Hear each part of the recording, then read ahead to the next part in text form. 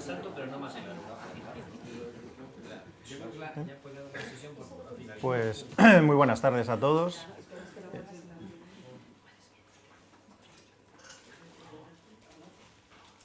Reitero las buenas tardes. Por supuesto, el agradecimiento a todos los organizadores, a Miguel Ángel por la presentación tan entusiasta como en él es habitual. Bueno, y sin más, voy a tratar de exponer algunas de las líneas, yo creo que hay que abordar, que son esenciales en el tratamiento de los vínculos, de las conexiones que pueda haber entre la noción de estado del bienestar y el discurrir de la educación en ese contexto. Trataré de ser escrupuloso con los términos, darles las referencias conceptuales imprescindibles para saber en cada caso de qué estamos hablando y ser cuidadoso con los vocablos que en cada momento vamos a utilizar. Lo digo porque al hablar de estado de bienestar y educación, bueno, obviamente ya están implicados ahí términos y realidades y dimensiones conceptuales de gran complejidad que hay que ir acotando. No profundizaré en el concepto de estado del bienestar que se ha ido abordando estos días. Hay que decir unas palabras preliminares acerca del concepto de la palabra misma educación. Cuando hablamos de la educación dentro del estado del bienestar, hay que precisar que estamos hablando de los sistemas públicos de enseñanza, lo que implica la administración de bolsas de población, determinadas franjas de edad, lo que implica una determinada concepción de la enseñanza y, por lo tanto, por supuesto, de los conocimientos, de la transmisión de conocimientos y de cualesquiera otras funciones que la escuela pueda desempeñar. Por supuesto, la planificación o la gestión y programación de planes de estudios, es decir, que lo que la palabra educación envuelve, como se ve, es una realidad muy compleja, ¿no?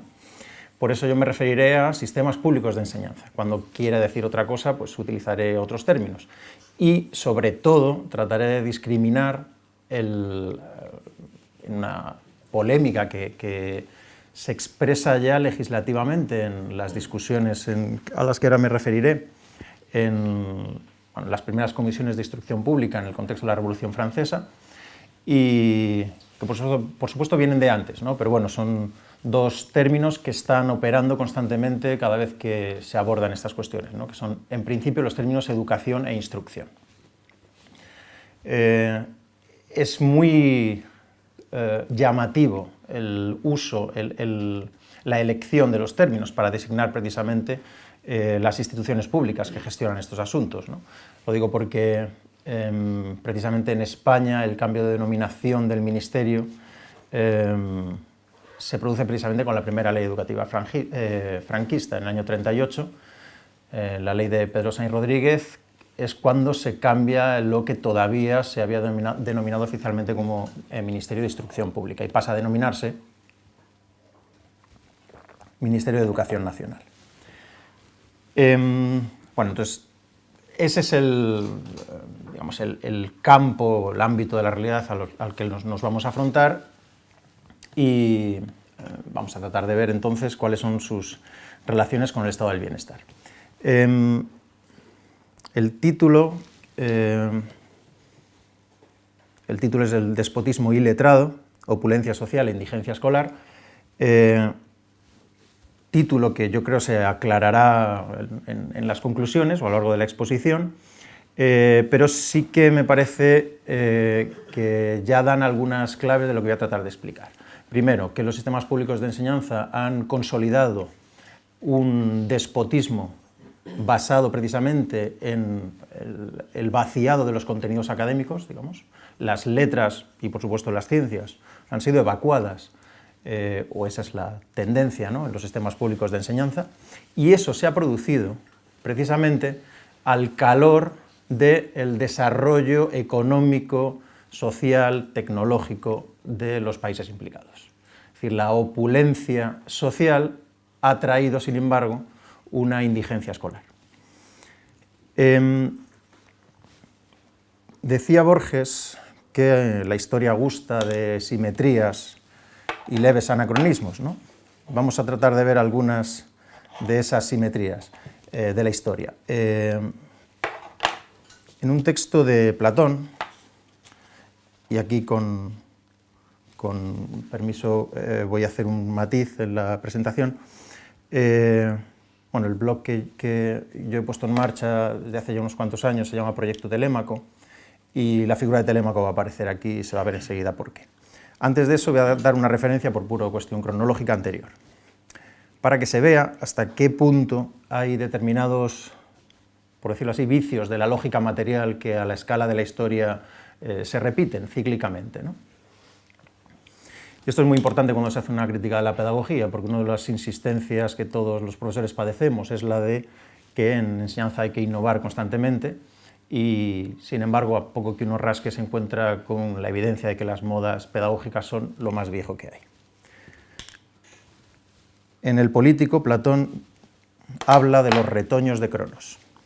Dice así: si los retoños de Cronos, al tener tanto tiempo libre y la posibilidad de trabar conversación, no solo con los hombres, sino también con las bestias, usaban esas ventajas para la práctica de la filosofía, hablando tanto con las bestias como entre ellos, y preguntando a uno y otro si advertía que alguno de ellos, por poseer una capacidad propia especial, presentaba alguna superioridad sobre los demás, para enriquecer el caudal de su saber, fácil es decidir que, comparados con los de ahora, los hombres de entonces eran muchísimo más felices, pero sí por el contrario, dándose en exceso a la comida y a la bebida, no hacían sino contarse entre sí y a las bestias mitos como los que ahora efectivamente se narran sobre ellos. También en este caso es muy fácil decidirse. Parece una radiografía del narcisismo generacional de nuestras sociedades, ¿no? Ese tiempo libre, ese tiempo liberado precisamente por el crecimiento económico y el desarrollo de nuestras sociedades, ha sido el fértil campo en el que han aflorado los mitos más supersticiosos, ¿no? Lógicamente, como todo texto, hay que recordar siempre el marco histórico, ¿no? Platón, en general, escribe en el contexto de la decadencia de la democracia ateniense.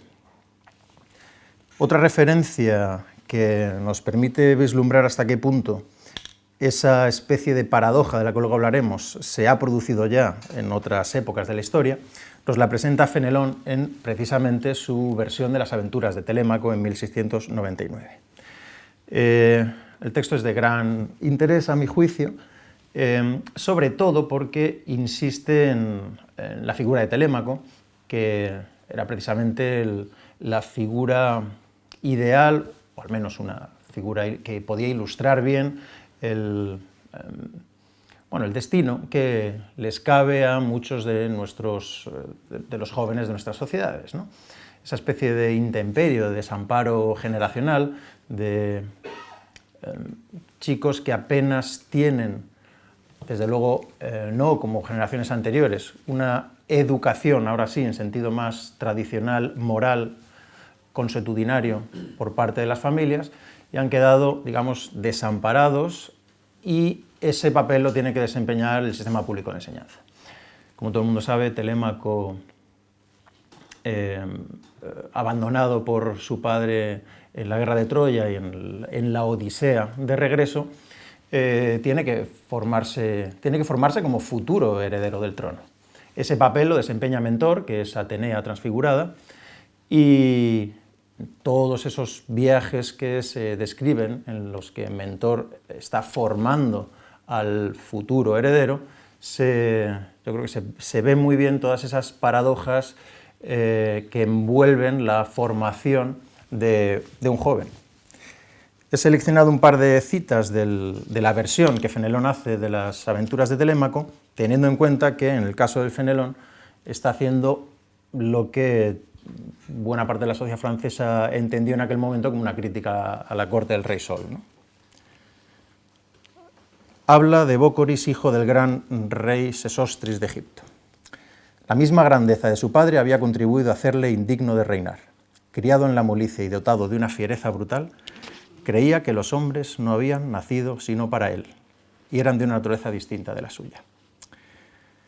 Cuando una nación se habitúa a mirar como necesarias para la vida las cosas superfluas, ahora es Mentor el que está hablando, Todos los días se inventan nuevas necesidades y no se puede pasar sin lo que hace 30 años no se conocía.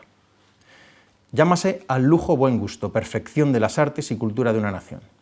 Este vicio, que trae en pos de sí otros infinitos, se alaba como virtud y extiende el contagio desde el rey hasta la última hez del pueblo. Texto que podría aparecer perfectamente hoy en cualquier artículo describiendo algunas de las realidades sociales que nos aquejan, ¿no? Y directamente hablando a Telémaco le dice: has nacido como los hijos de los reyes. Hoy día los jóvenes de nuestras sociedades son una especie de pequeños reyezuelos y muchas veces tiranos consentidos, como sabemos, ¿verdad? Dice: has nacido como los hijos de los reyes, criados en la púrpura, que quieren que todo se haga a su manera y que toda la naturaleza obedezca a su voluntad sin tener fuerza para resistir cara a cara a nadie. Para agradarles es menester decir siempre que todo va bien, y mientras están rodeados de placeres no quieren ver ni oír cosa que interrumpa su alegría. Semejante debilidad, que todos les conocen, hacen que cada cual procure sacar su provecho. Aquí viene la segunda parte, es acaso la más interesante, ¿no? ¿Qué pasa con esos idiotés, con esos niños malcriados que tienen como centro del mundo su ego, su propio ombligo? Al principio se les adula e inciensa para insinuarse. Digamos, en la cena se les da el móvil. Pero después que se ha ganado su confianza y que se ocupa cerca de ellos puestos de alguna autoridad, se les lleva lejos, se les impone el yugo bajo el cual gimen y que muchas veces quieren sacudir en vano porque toda la vida pesa sobre su cuello. Ponen su punto en que nadie crea que se dejan gobernar y son siempre gobernados, no pudiendo pasar sin serlo, porque se parecen a los débiles sarmientos de una vid que, no teniendo fuerza para sostenerse, se enredan al tronco de cualquier árbol corpulento. No puedo sufrir, le dice Mentor a Telémaco, que caigas en tal falta que hace del rey un gobernante imbécil. Como todo el mundo sabe, imbécil hace referencia a la debilidad mental, precisamente, ¿no? Este párrafo me recordó a una anécdota atribuida a Lacan que yo leí a Jiménez Lozano, que en un librito del año 2005 lo recordaba, ¿no? Lo leo textual como Jiménez Lozano lo anota en su libro. En el momento del Mayo Revolucionario del 68, los alumnos que coreaban consignas de destrucción y nuevo mundo pedían a Jacques Lacan que fuera para ellos un guía. Y él les dijo: usted en lo que piden es un amo, no se preocupen, lo tendrán. Ese es el destino de las generaciones criadas al calor del estado del bienestar. Ahora bien, ¿cuándo comienzan a vislumbrarse medidas concretas, objetivas, de eficacia política o administrativa y social, digamos, en ese sentido, ¿no? Bueno, pues aquí hay que empezar, por no remontarnos antes, pero bueno, yo creo que es una referencia ineludible, como indicaba antes, las discusiones en torno a la Comisión de Instrucción en la Asamblea Francesa en el año 93. En el verano del 93 se presenta el programa de Lepelletier. Lepelletier había muerto un par de meses antes, quiero recordar, a manos de un monárquico. Lepelletier venía de la vieja aristocracia parisina, por cierto, ¿no? Y confecciona un texto, un plan de educación nacional, que Robespierre apoya y presenta ante la Convención. Hay dos aspectos que son claves y que yo creo que nos indican el discurrir, ¿no?, de la enseñanza, de los sistemas de enseñanza contemporáneos. La expresión es textual, crear un pueblo nuevo. Ese es uno de los objetivos del sistema de instrucción público.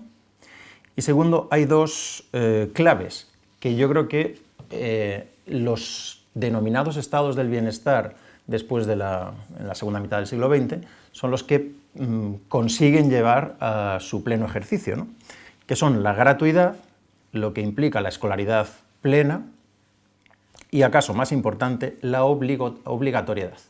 Porque una cosa es la gratuidad y tratar de alfabetizar a todos los ciudadanos, y otra cosa es la obligación de, no ya de instruirles, sino de educarles.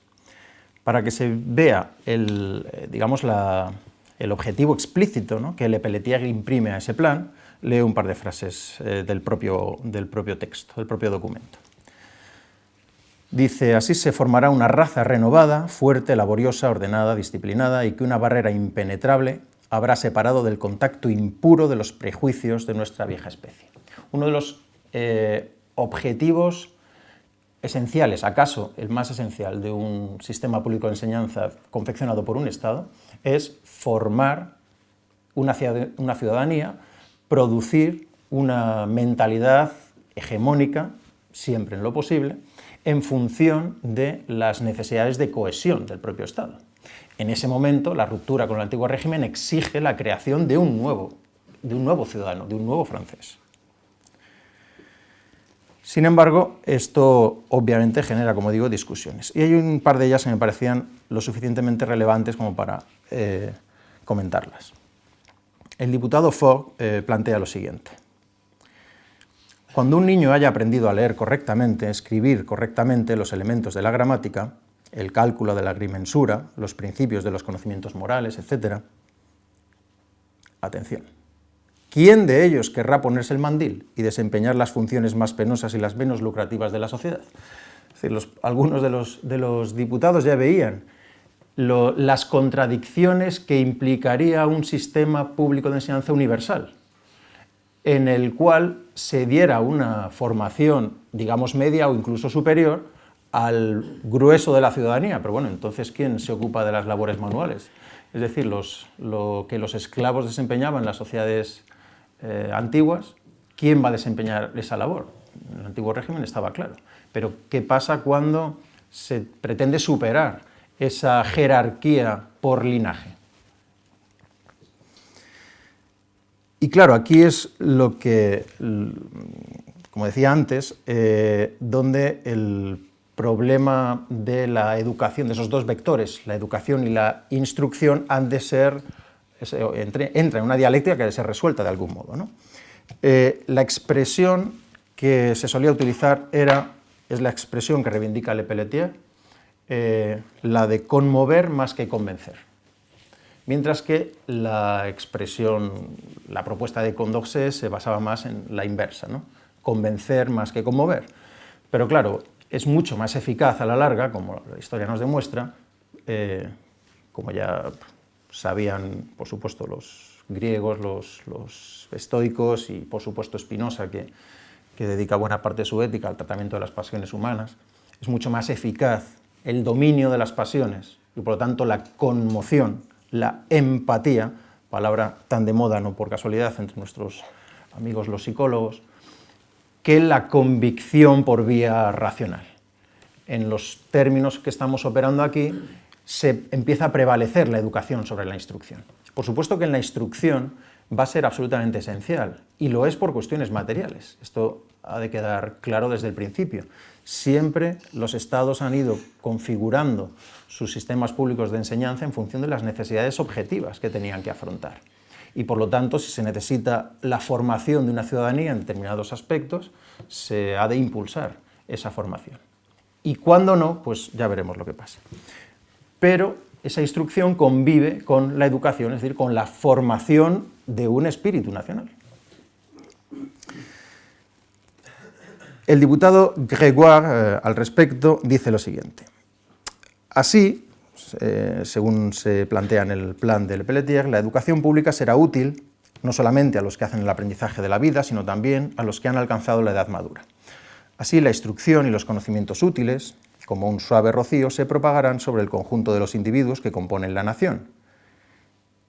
Y atención, porque esto también es de gran actualidad y sobre todo para el caso español.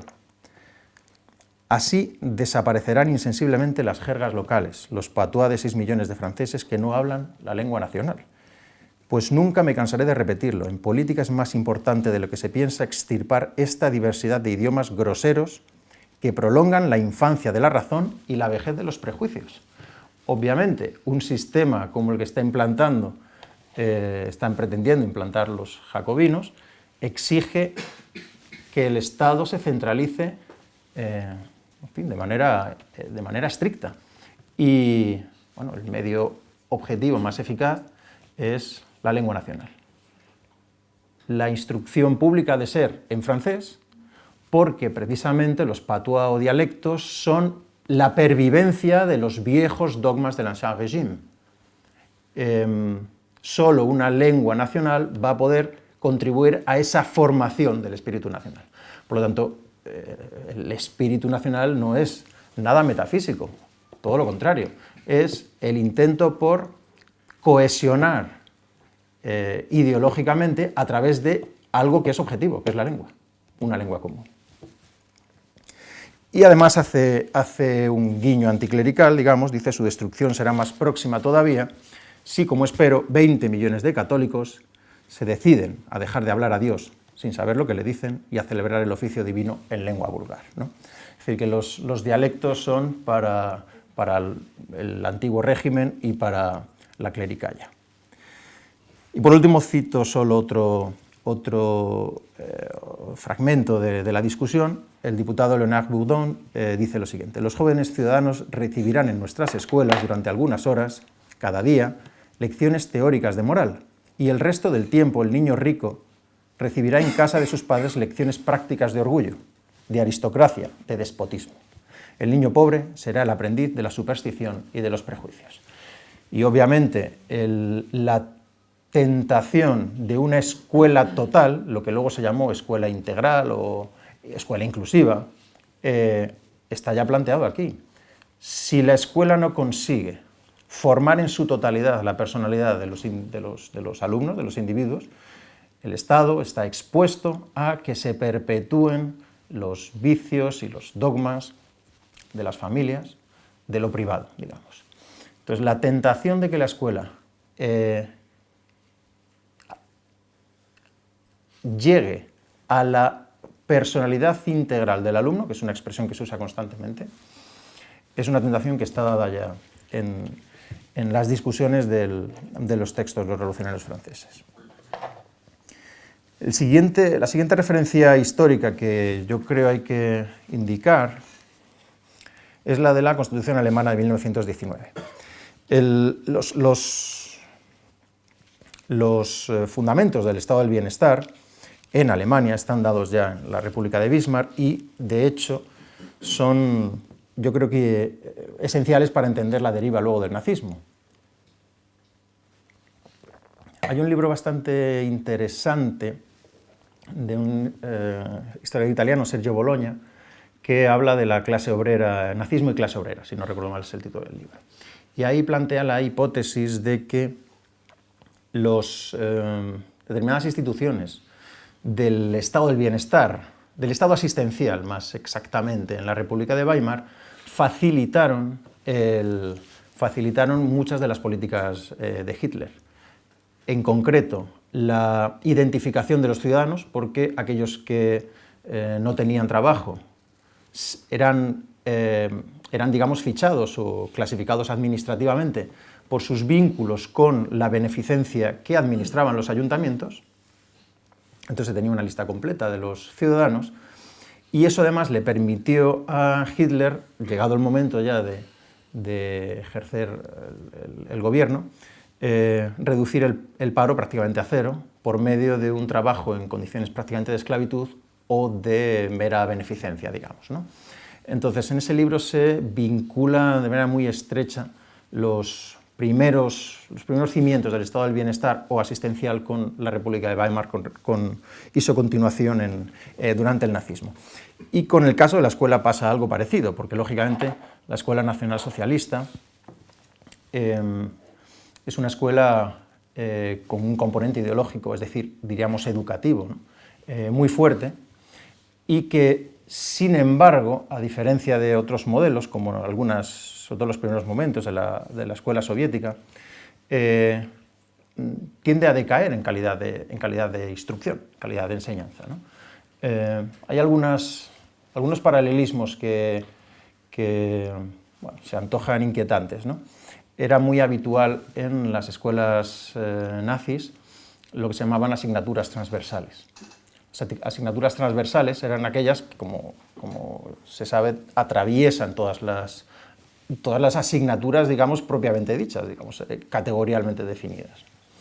Hasta el punto de que en mitad de una clase de matemáticas se podía suspender la clase para ir a hacer una actividad organizada por las Hitlerjugend, por ejemplo, ¿no? Y una de ellas, la Gassenkunde, eran los estudios de raza o los estudios genéticos. Eso es muy importante porque ya desde antes incluso del nazismo, ya en los años 20, se abren cátedras de estudios raciales en las universidades alemanas. Y luego, claro, eso empapa el sistema educativo, ¿no? Con respecto a la Constitución alemana del año 19, donde se recogen ya en algunos artículos, en particular del 143 al 149, dedicados específicamente al ámbito de la educación. Eduardo Spranger tiene un texto, Fundamentos de la política escolar, traducido al español por el inevitable Lorenzo Luzuriaga, que era una de las personalidades más influyentes en la pedagogía republicana y podríamos decir en general socialdemócrata de la época, y los grandes textos, digamos, de pedagogía, o sea, que hoy en el Corte Inglés pondrían en la estantería de pedagogía, pues estaban traducidos o prologados por Lorenzo Luzuriaga, ¿no? Es una figura importantísima en la pedagogía española. Bueno, pues como digo, en este texto traducido por él, Spranger cita algunos de los artículos de la Constitución que hacen referencia a la educación. Dice el 143, se atenderá a la educación de la juventud mediante establecimientos públicos. La formación del personal docente se regulará de un modo uniforme por el Reich, con arreglo a las bases generales aplicables a la enseñanza superior. El 145, existe una obligación general escolar, también aparece la obligatoriedad de la escolarización y también la gratuidad en el sistema, la Constitución del 19, como luego recoge ya en sus estatutos de partido el Partido Nacional Socialista de los Trabajadores de Alemania desde el año 24 y luego en su práctica educativa desde el año 33. A tal efecto sirve, en primer término, la escuela pública primaria, con 8 años como mínimo de estudios, y después la escuela complementaria anexa, hasta los 18 años de edad. Cumplidos en las escuelas primarias y complementarias, tienen carácter gratuito la enseñanza y los medios de estudio.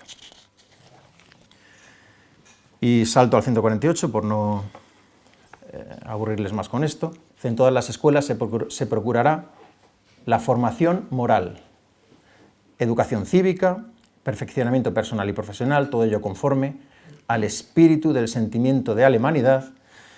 En fin, y yo imagino que los redactores quedaron un poco temblando ante, acabada la Primera Guerra Mundial, dejarlo ahí quizá hubiera sonado demasiado agresivo, ¿no? Y entonces la frase termina casi como con un vaivén, ¿no? con un gesto amable y de reconciliación entre los pueblos. No nos vayamos a quedar solo en la germanidad, que suena quizá un tanto áspero. Bueno, como se ve entonces,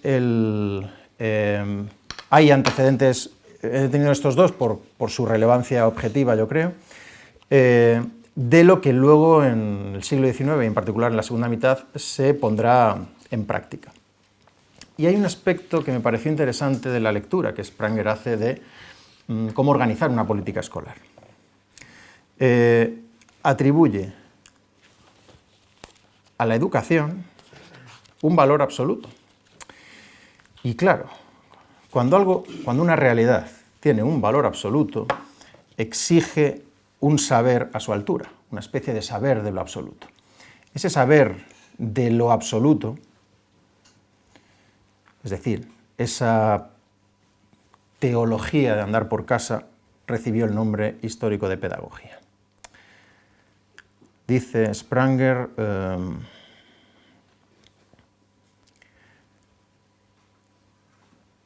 Lo peculiar que aquella a demostrar consiste en un nuevo giro que reciban todas aquellas direcciones de valor en relación con la educación. Estas son pensadas aquí de suerte que adquieran vida en la unidad de un alma que se desarrolla espiritualmente.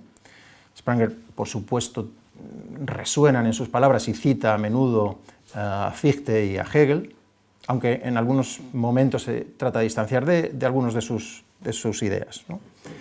Pero por supuesto resuenan, como digo, en sus palabras, ¿no? Y esta idea de una formación esencial unitaria, personal, dirigida por valores, se podría denominar idea específica de educación. El valor educativo es como el valor de la verdad, de la belleza, de la moralidad, es un valor absoluto. Un valor absoluto, como digo, reclama un saber que esté a la altura, es decir, un saber investido de algo que esté por encima de las ciencias o saberes técnicos realmente existentes, ¿no? La autonomía de la educación, dice el párrafo siguiente, orientada por la moral, es pues una autonomía secundaria en tanto que la exposición aislada del dominio ético-pedagógico, lejos de todos los contenidos primarios de valor, no se realiza en la construcción intelectual. Por el contrario, como la decisión moral total ocurre entre exigencias de valoración que se suponen concurrentes, la educación se dirige, según su sentido, a la formación total del individuo, que es lo que veíamos ya prefigurado y a veces explícitamente expuesto en las discusiones en Francia. A la formación total del individuo que debe someterse en su ley de jerarquía a las motivaciones. Bueno. Y por último, otros dos elementos interesantes que Spranger, yo creo que con lucidez, destaca, es lo que podríamos denominar, lo que el profesor Bueno denominaba el vuelco teológico, al que luego me referiré y que es absolutamente esencial para entender todo este proceso, ¿no? Ya Spranger anota digamos, la función que empieza a desempeñar el Estado cuando los valores, la fuerza de influencia de la Iglesia ha quedado debilitada, ¿no?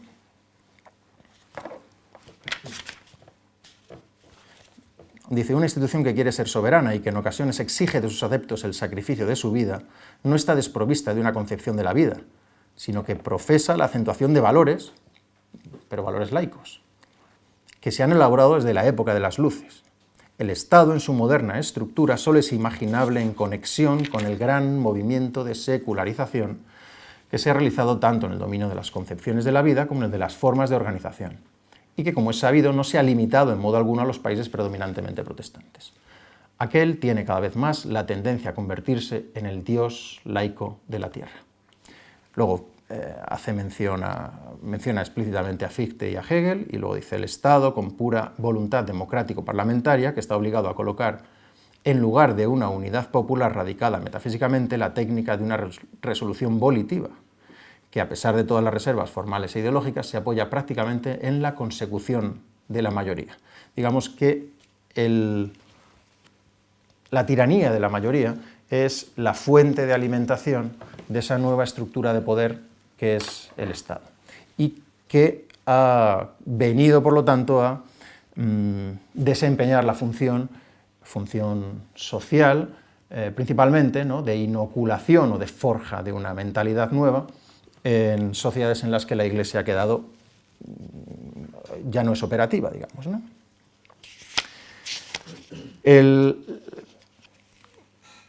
Realmente, cuando la educación entra ya de lleno en el seno amoroso del Estado bienhechor, del Estado providencia, del Estado del bienestar, es principalmente en Europa después de la Segunda Guerra Mundial. Europa, al calor de la inversión militar de los Estados Unidos, que exime a los países europeos en general de una correspondiente inversión en inversión militar, bueno, se le permite hacer una inversión en servicios sociales y aprovechar ese impulso y ese crecimiento que desde los años, sobre todo 60, luego veremos el caso español con algo más de detalle, pero en general desde los años 60 se produce en toda Europa. ¿Qué sucede? Que en ese momento, y por eso el aspecto demográfico me parece esencial para entender las derivas de los sistemas públicos de enseñanza, al salir de la Segunda Guerra Mundial, la mayoría de los países europeos, por cuestiones demográficas, la franja de edad más productiva pues, ha recibido un impacto muy fuerte, ¿no? Y entonces son los propios estados los que necesitan integrar a todos los ciudadanos y formarlos según los objetivos e intereses del Estado. Eso va aparejado de un paulatino crecimiento económico que lo permite y de un paulatino crecimiento demográfico, en el cual entran en juego, por supuesto, muchos factores conocidos por todos. Aumento de la esperanza de vida, incorporación de la mujer al mercado laboral.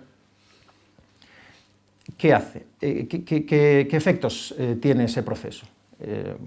Es evidente que ese proceso conduce a las sociedades opulentas a la producción de bolsas de población cada vez más amplias que son improductivas.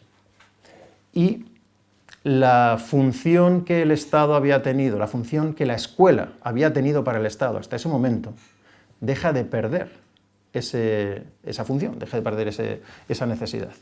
El Estado ya no necesita formar masivamente ciudadanos en técnicas o ciencias, primero porque eso lo hace ya el mercado, digamos, o instituciones privadas, y las élites no dependen, la formación de las élites no depende en general de los sistemas públicos de enseñanza. Con lo cual, poco a poco, en todo ese tránsito por ese cúmulo de circunstancias demográficas, tecnológicas, económicas y sociales, la función de la escuela pública, como digo, experimenta un vuelco. Es ahí cuando, a partir en Europa, en los años 60 sobre todo, empieza, como digo, a cambiar esa función y se dan instrucciones desde instituciones como la propia UNESCO, orientadas en ese sentido. Recientemente se ha publicado, un historiador francés ha publicado un libro, Jean Viguerie, que se llama Los pedagogos. Es un libro que tiene interés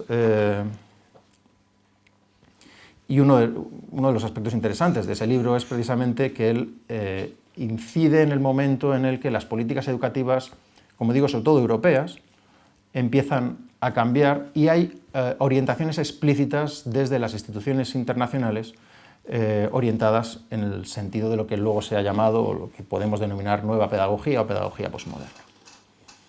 Lo de escuela basura me dijeron que no lo dijera mucho, y entonces, pues bueno, la verdad es que lo acabo de decir.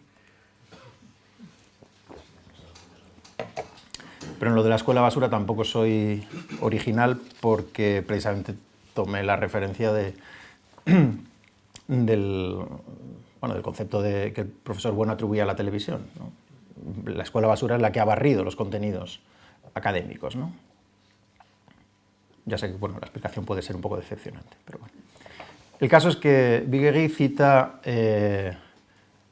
algunas de las recomendaciones de instituciones internacionales. Dice textualmente: tras la Segunda Guerra Mundial, las instituciones internacionales y los estados se van apuntando a la religión de la nueva educación. Como director de la Oficina Internacional de la UNESCO hasta 1968, Jean Piaget representa un papel fundamental. La Conferencia Internacional de Ministros de Educación, el Consejo de Europa y la OCDE ejercen también una influencia decisiva. La modificación de las actitudes es el título de un documento publicado en 1964 por la UNESCO, en el que se encarga a los profesores la misión de modelar las actitudes. Según nuestras investigaciones, la primera gran revisión de los programas tuvo lugar en Francia en los años 61-68. Hay un documento quizá más importante a mi juicio, ¿no? Que es un documento del año 72. Es un informe de la UNESCO firmado por una comisión internacional para el desarrollo de la educación, presidida por Edgar Faure. El título del documento es el siguiente: ríanse ustedes de Parménides, aprender a ser. más metafísica no cabe, ¿verdad? La educación del futuro. No future, decían los punkis, pero bueno, parece ser que sí existe el futuro, ¿no? Está en manos de la UNESCO. De ese documento bastante extenso, bueno, he extraído un fragmento lo suficientemente ilustrativo a mi juicio, que es el siguiente. Habla la UNESCO. Como la era científico-tecnológica implica la movilidad de los conocimientos y la renovación de las innovaciones, la enseñanza debe consagrar un esfuerzo menor a la distribución y al almacenamiento del saber adquirido, aunque sea preciso desconfiar en este dominio de las exageraciones. Van poniendo paños calientes, pero claro, ya la dirección hacia la que va la escuela no puede ser más nítida. Y prestar una mayor atención al aprendizaje de los métodos de adquisición, entre paréntesis, aprender a aprender. Sabemos que el modelo académico, todavía prestigioso en tantos países y que produce en ciertas condiciones de época y de sociedad los resultados que de él se esperaban, se encuentra hoy día pasado de moda y sobrepasado no solo ante las clases populares, sino incluso para el uso de la juventud burguesa en favor de la cual había sido concebido. Reproduce imperturbablemente los tics de las generaciones precedentes. Es exageradamente teórico y memorístico. Esta expresión, esta fórmula, se repite casi textual, no ya en la LOCSE del 90, en la ley del 70, e incluso en legislaciones anteriores. Favorece la expresión escrita repetitiva y convencional, en detrimento de la expresión oral, de la espontaneidad y de la búsqueda creadora. Como ven, hace honor al título, ¿verdad? Marca por la abstracción una preferencia que parece traducir el prejuicio social de la aristocracia en detrimento de las aplicaciones consideradas como serviles, a la manera como Platón condenaba a los fundadores de la mecánica. Muestra frente a todo trabajo práctico una extraordinaria alergia. Lo que uno entiende al leer este fragmento que pertenece al preámbulo del documento es que para los hijos de los obreros, pues cuanta más innovación y aprender a aprender, mejor, y menos contenidos académicos, menos memorización, es decir, menos formación sólida. Claro, ¿cuál es el siguiente paso? El siguiente paso que se acabó dando, lo vamos a ir viendo, el siguiente paso que se acabó dando no es hurtarle a los hijos de las clases menos favorecidas esa formación, se les integra en el sistema, pero ya no hay tal formación y se les da el título, no hay problema.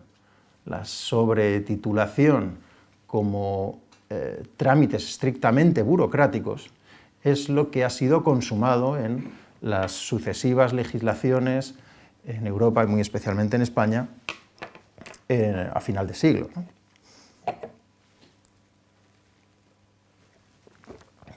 Hay, por tanto, una recurrente paradoja que se da tanto a escala, digamos, de lo que podríamos denominar sistemas democráticos como una especie de expresión particular suya a la escala de la educación. Es lo que yo he denominado la paradoja de la inversión pedagógica y que yo creo que permite ver esos ciclos que se repiten y los que hemos ido apuntando en todo este rato, ¿no? Es decir, igual que sociedades democráticas acaban perdiendo, ese es el riesgo o el peligro, ¿no?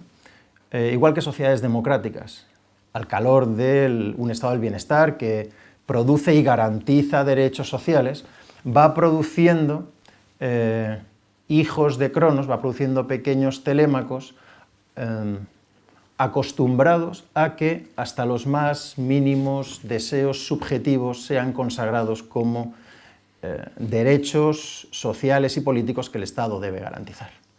Eso genera a la larga, por supuesto que influyen muchísimos más factores y habría que estudiar cada caso en lo que de concreto tiene, ¿no?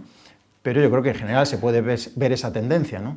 Si no se establecen mecanismos de corrección y de fortalecimiento de la unidad del Estado y de sus estructuras políticas, el Estado poco a poco, por cuestiones demográficas y sociológicas, va perdiendo fuerza, va siendo cada vez más débil y sobre todo va siendo cada vez más desautorizado por aquellos que precisamente están al abrigo de sus instituciones, ¿no? ¿Qué pasa entonces? Lo que pasa es que cuanto más democrático sea un Estado, cuanto más asistencia social proporcione y garantice, a la larga más en riesgo se pone a sí mismo, ¿no? Es lo que de algún modo puede verse también, como digo, en el ámbito de la educación. Ya hay algún intelectual de la época de la Restauración española que dice que los universitarios educados precisamente en los sistemas más liberales son los que luego nos trajeron la Restauración tan contentos, ¿no? En generaciones más cercanas a nosotros, ¿no? Todos los educados en las escuelas franquistas, porcentajes elevadísimos de estudiantes educados o formados en el espíritu nacional y la escuela franquista, engrosaron las entusiastas filas de la democracia más pura a la muerte del dictador. Se produce la paradoja de que cuanto más tiránica es una educación, parece que más liberales son sus productos y a la inversa, ¿no? A lo que nos conduce, digamos, a la conclusión a la que nos conduce es, por lo tanto, que sistemas públicos de enseñanza laxos que entregan a una supuesta libertad individual no harán más que formar tiranos. Dice Galbraith en La sociedad opulenta lo siguiente. Voy a leer el texto de Galbraith, que es muy breve, y uno de Christopher Lasch, para que se vean, digamos, dos muestras, tanto de la paradoja de la democracia como de la paradoja de la pedagogía o de la inversión pedagógica. Galbraith dice: los problemas de un mundo opulento y que no se entiende a sí mismo pueden ser serios y hasta pueden amenazar innecesariamente esa misma abundancia, pero no es probable que sean tan graves como los de un mundo pobre en el que las sencillas exigencias de la pobreza excluyen el lujo de la incomprensión, pero en el que además, y por desgracia, no se pueden encontrar soluciones. El problema de las sociedades opulentas es que, como decía ya Fenelón, ¿no? O el mentor de Fenelón, se garantizan lujos que son vividos y exigidos como si fueran necesidades, sin las cuales no se puede vivir. Y eso obviamente genera contradicciones y genera problemas de difícil solución. Más o menos lo que Galbraith plantea es que el problema de las sociedades opulentas no es ya sus posibles dificultades, sino que son más difíciles de ver, mientras que las dificultades o problemas de sociedades pobres son más evidentes, ¿no? Christopher Lasch, en 1979, escribe un texto que yo creo que puede ser representativo de esto mismo aplicado a la educación. Y que es realmente el problema de las sociedades de la segunda mitad del siglo XX, ¿no? ¿Qué hacer con esas bolsas de población improductiva? ¿Cómo integrarlas en el sistema? ¿Cómo producir una enseñanza masiva de calidad? La educación en masa, dice, que prometía democratizar la cultura, antes restringida a las clases privilegiadas, acabó por embrutecer a los propios privilegiados. La sociedad moderna, que ha logrado un nivel de educación formal sin precedentes, también ha dado lugar a nuevas formas de ignorancia. A la gente le es cada vez más difícil manejar su lengua con soltura y precisión. Recordar los hechos fundamentales de la historia de su país. ¿Para qué vamos a hablar de eso aquí, verdad? Realizar deducciones lógicas o comprender textos escritos que no sean rudimentarios. Esto está escrito en el año 79, nosotros lo estamos viviendo, todos los que nos dedicamos a la enseñanza, constantemente, ¿no? Y no solo los que nos dedicamos a la enseñanza, es prácticamente abrir una página de un periódico y encontrarse una y otra vez con infracciones del principio de no contradicción, que yo creo que si algo es sagrado en esta vida es el principio de no contradicción, ¿no? Las bases de la lógica. Eso sí que debería estar penado. Y para articular, digamos, esa doble paradoja, hay una famosa fórmula que es la paradoja de Böckenförde, que es, como digo, una expresión de este mismo problema, ¿no? En 1967 da la siguiente fórmula: el Estado liberal secularizado vive sobre unos fundamentos que no puede garantizar. Y este es el problema. El problema es que mantener indefinidamente un Estado asistencial que además tenga que segregar un discurso nematológico, una ideología que lo justifique, lo acaba debilitando y es a la larga absolutamente insostenible. ¿Qué es lo que sucede? Lo que sucede es que de hecho no ha habido una masificación de la cultura es la expresión que utiliza aquí, no ha habido una masificación del conocimiento. Lo que ha habido es una masificación de la ignorancia por la vía de la integración total de los sistemas públicos de enseñanza, que por eso han dejado de tener esa función. Y el problema entonces viene a ser, de algún modo, cómo justificar, cómo hacer presentable esta realidad, cómo hacer presentable esta realidad a sociedades cuya sensibilidad mayoritaria es la de la igualdad, la integración, en fin, los lemas humanistas de la socialdemocracia o del liberalismo más convencional, digamos, ¿no? La respuesta estaba en la pedagogía.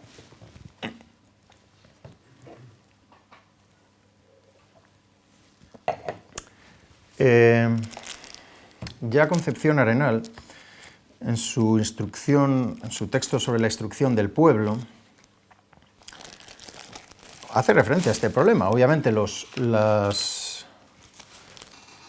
circunstancias históricas son muy distintas a las de lo que podríamos denominar la escuela posmoderna, pero el problema ya está presente y ella lo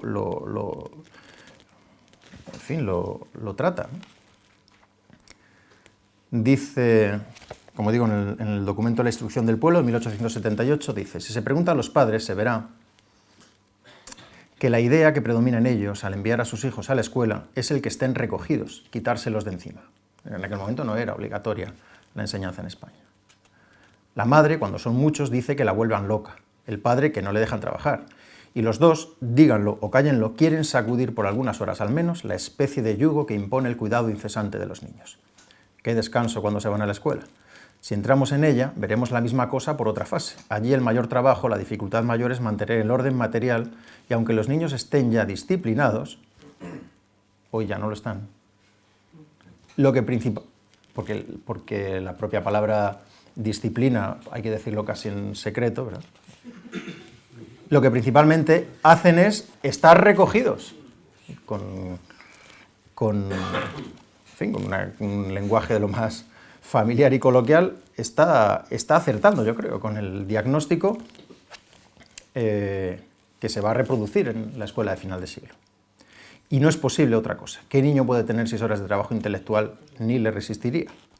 No entra en nuestro asunto ver cómo habría de organizarse la guarda de los niños. Lo único que debemos hacer aquí es distinguirla bien de la enseñanza, que es la que incumbe al maestro. Este, convertido en niñero, se inutiliza para profesor. No puede ser más clarificador su texto, ¿no? Entonces, para que en efecto el profesor, que de nuevo, claro, habría que especificar qué es el profesor. Para que el profesor pueda ser eso, un profesor, hacen falta unas determinadas condiciones técnicas y por tanto materiales. Entiendo profesor como una función.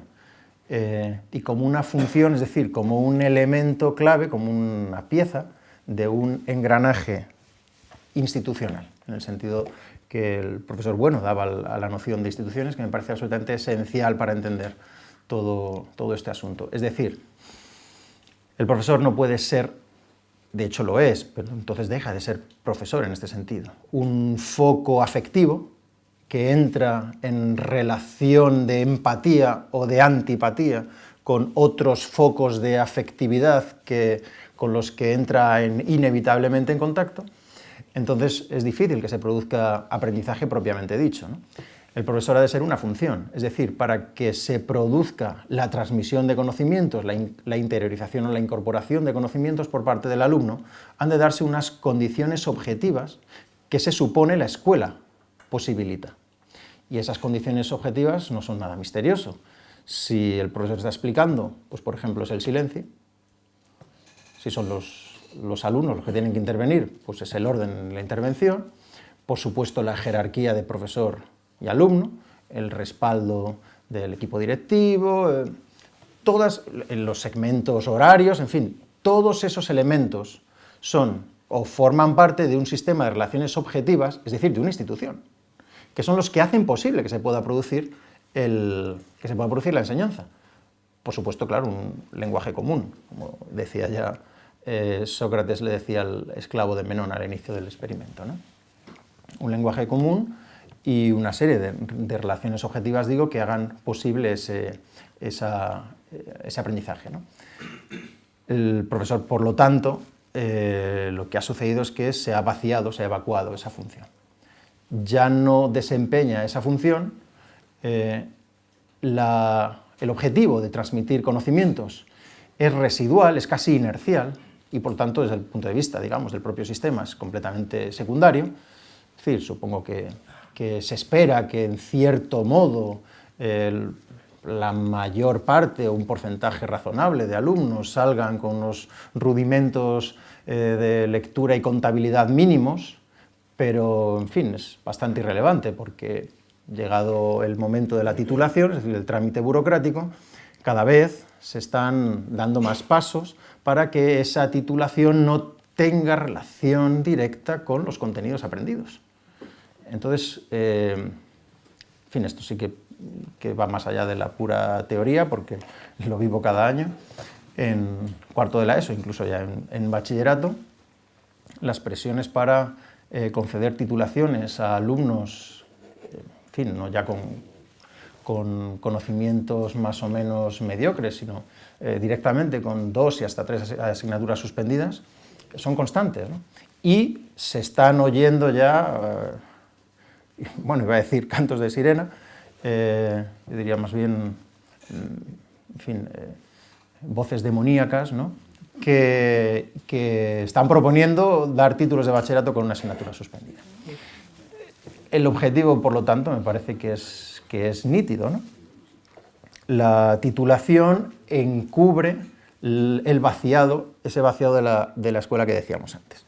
Pero, como digo, la legitimación de semejante sistema ha de ser puesto en marcha, y esa cobertura retórica, esa es la función que desempeña la pedagogía. La pedagogía, claro, decir también pedagogía pues no es decir prácticamente nada, ¿no? Porque ¿de qué estamos hablando, ¿no? Para no extenderme mucho en esto.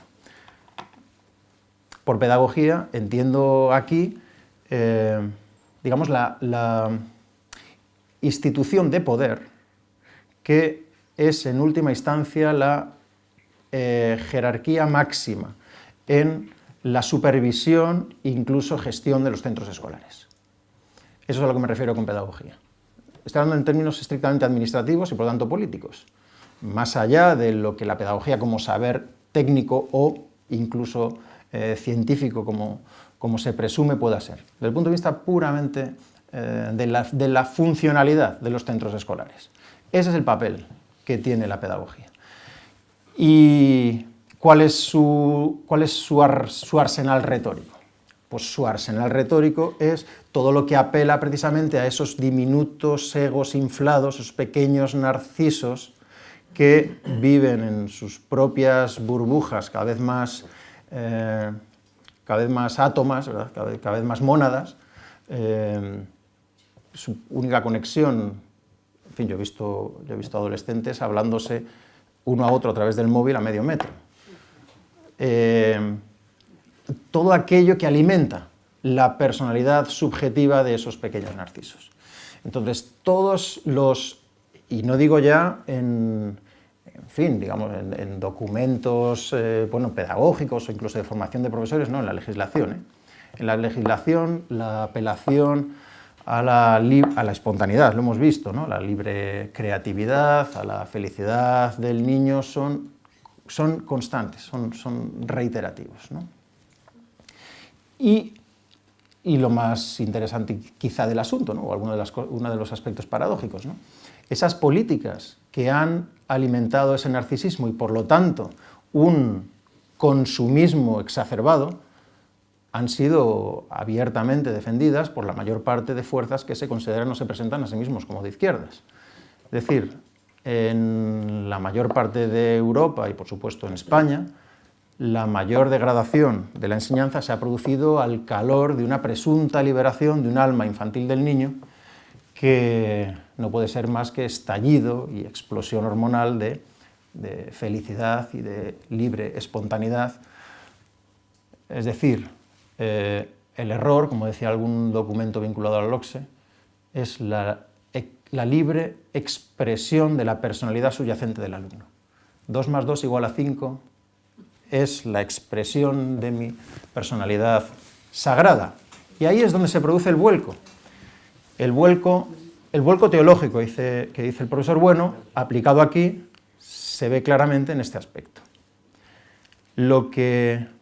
Por eso es tan importante, a mi juicio, para entender, bueno, para darle un sustrato filosófico, ¿no?, a la concepción de la enseñanza que se tenga, ver el recorrido histórico a la luz del problema del pecado original, aplicado al ámbito de la enseñanza. Digamos, el pecado original sería el equivalente a la ignorancia, el profesor es el sacerdote, en la tradición católica en general, sobre todo en Santo Tomás. El profesor, dice Santo Tomás, aviva la llama que anida en el niño. Pero claro, como la ignorancia es un pecado original, digamos natural, hay que avivar esa llama por la disciplina, por el artificio de la educación. Es decir, hace falta un artificio que corrija la ignorancia natural, el pecado original del niño. Con el vuelco, sobre todo, a partir de la figura de Comenius y de Guizot, lo que se produce es que el pecado ya no es natural.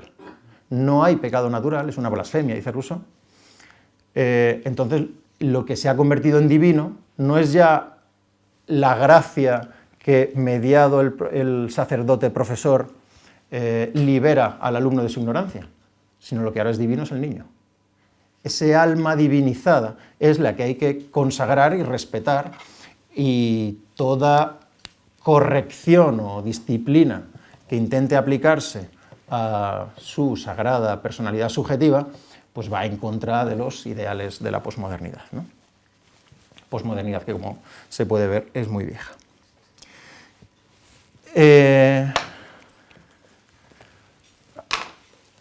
Lucien Morin es un profesor canadiense que tiene un libro, se llama Los charlatanes de la nueva pedagogía, y insiste una y otra vez en estas cuestiones, lo que él llama opinionitis, podríamos llamar doxolatría, ¿no?, es decir, la idolatría a la opinión personal o subjetiva, ¿no?, y hace referencia a este vuelco teológico. Dice: el educador del Renacimiento reclama el respeto por la naturaleza del niño, mientras que la opinionitis pedagógica desnaturaliza este principio, lo desnaturaliza, pero dice deificándolo, es decir, convirtiéndolo en sagrado. Y a efectos sociales, políticos y económicos y administrativos, porque esto es esencial, el libro lo remata con este aserto. Dice: la universidad ya no existe. Este es un texto de los años 70, 73. La universidad ya no existe. El alto saber no existe ya. La opinionitis reina en todas partes. La universidad se ha transformado en una imprenta de diplomas. La sobretitulación de la que hablaba yo antes está ya diagnosticada por Morin en los años 70, a principios de los años 70. En una sucursal del Ministerio de la Salud Social y de la Familia, en una escuela técnica, en un santuario de subvencionados, en una fábrica de opiniones instantáneas, en todo, excepto en una universidad. el alto saber está en la subasta de la ignorancia. ¿Qué cara es la ignorancia? La ignorancia, en efecto, es muy cara. Y de hecho, en España, y ahora paso al caso español, en España se han invertido grandes cantidades de recursos en destruir la enseñanza. Lo cual, cuando a uno le preguntan, bueno, ¿y por qué puede ser que nunca haya habido un pacto educativo, un acuerdo con respecto al sistema público de enseñanza? Digo, bueno, no sé si lo ha habido o no, pero a efectos prácticos es como si lo hubiera habido, es como si se hubieran puesto todos de acuerdo en desmontarla, ¿no? Con lo cual, eso del pacto depende de cuál sea el objetivo, ¿no? En el caso español, bueno, además para que no se me olvide, además de la mención que he hecho a Concepción Arenal, el texto de Mogán, que es muy interesante, hay un libro que les recomiendo, es de hace ya unos cuantos años, de Raúl Fernández Vítores, se llama El panfleto contra la escuela, en el que ya aborda estas cuestiones de una manera inteligentísima. Bueno, digo que en el caso español menciono solo un par de momentos clave, ¿no? En el año 63 se aprueba la Ley de Bases de la Seguridad Social. En esos momentos España está experimentando el crecimiento, la recuperación y crecimiento económicos que en Europa se habían dado quizá un poco antes, y se empiezan a sentar las bases de, bueno, lo que llamamos un estado del bienestar, un estado social, ¿no? Esa ley de bases tiene prevista como inicio de periodo de aplicación el 1 de enero del año 67.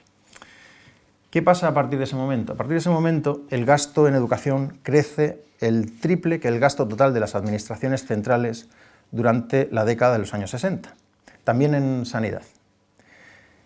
Y entonces, claro, ¿qué pasa? Que la reproducción de la fuerza de trabajo en el marco de la industrialización acelerada está destinada a invertir en la capacidad técnica de los nuevos ciudadanos. En ese momento el Estado tiene la necesidad de un sistema público lo suficientemente sólido y de calidad, y que por supuesto no tiene el menor interés en hacer discriminaciones arcaicas. Es decir, que estudie el hijo del obrero, en principio no hay ningún problema, y el Estado sí puede lo sufraga, porque el Estado necesita fortalecer esas franjas de la población que son indispensables para la reconstrucción de un Estado que está en el proceso de industrialización, en el cambio tecnológico. Bueno, pues había que consagrar todo ese periodo ya iniciado en una ley. La ley Villar-Palasí es del año 70. Y en la ley Villar-Palasí del año 70 se produce el primer cambio, uno de los cambios más importantes en el sistema educativo español. Al hilo, digamos, como eco, como efecto del crecimiento demográfico a expensas de tanto de la seguridad social como del crecimiento económico. Ya en la ley del 70 se reduce el bachillerato, y ya en la ley del 70, como dije antes, se cuelan algunos de los tópicos de manera más o menos disimulada o más o menos tímida, tópicos que luego van a florecer sin ningún escrúpulo en la ley del 90. Entonces, ¿qué se ha producido? Se ha producido la configuración de un estado del bienestar. En la siguiente fase se ha producido la universalización del estado del bienestar. Esto los sociólogos lo suelen establecer entre los años 75 y 88. En esa década, en ese periodo, hay un mayor esfuerzo presupuestario en educación, sensiblemente, una diferencia notable con respecto a periodos anteriores, y hay una modernización del aparato productivo y, por todos estos factores, aumenta el desempleo y sobre todo el desempleo juvenil. ¿Cuál es la culminación de esa realidad demográfica, económica, tecnológica y sociológica? Octubre de 1990, Ley Orgánica General del Sistema Educativo, es decir, LOCSE. La LOCSE consagra un proceso demográfico, administrativo y político que tiene que asumir la acogida o la gestión social y estatal de bolsas improductivas de población. Por eso, una de las medidas objetivas, evidentes, yo creo que nos demuestran digamos, esta tendencia que introduce la LOCSE, es obviamente la ampliación de la escolarización obligatoria a 16 años. Eso permite prolongar al menos durante 2 años esa acogida para bolsas crecientes de población improductiva en sus fases prelaborales, ¿no? Los fundamentos de la LOCSE, bueno, yo creo que son conocidos por todos y además es casi hasta aburrido recordarlos, pero obedecen a esta necesidad y desde el punto de vista retórico, como decía, a las directrices que, principalmente desde Europa y de instituciones internacionales, se están dictando al respecto. El panorama yo creo que es el siguiente. Los estados-nación debilitados por su propio transcurrir están perdiendo objetivamente, como si estuvieran desangrándose, como si su soberanía se estuviera desangrando, y están a expensas de directrices de instituciones internacionales, ¿no? En el caso de la educación es evidente, no hay en España en particular ningún interés por parte de un Estado en repliegue, debilitado o casi en fase de desmoronamiento, no hay ningún interés, digo, en forjar una educación en la ciudadanía española. La forja de una ciudadanía que no tiene ningún interés en cohesionar el Estado, será una forja de la ciudadanía en esos valores transversales, humanistas, etéreos, que, digamos, permiten deslizar la más antipática función efectiva del sistema y que sea asumida por las sensibilidades más humanistas, socialdemócratas y bien pensantes, ¿no? Todo demócrata bien educado va a defender la escuela inclusiva sin pararse o sin reparar en pensar qué se incluye. ¿Y se incluye en qué? Claro, porque incluir a todos en la escuela precisamente para dar rienda suelta a propagar la ignorancia por la pura debilitación del rigor académico de los contenidos científicos es lo más elitista que cabe. Por eso lo que hay que insistir una y otra vez es en esto. Los más perjudicados por un sistema público de enseñanza como el que estamos recordando, como el que estamos analizando, son aquellos segmentos de la población que menos recursos tienen.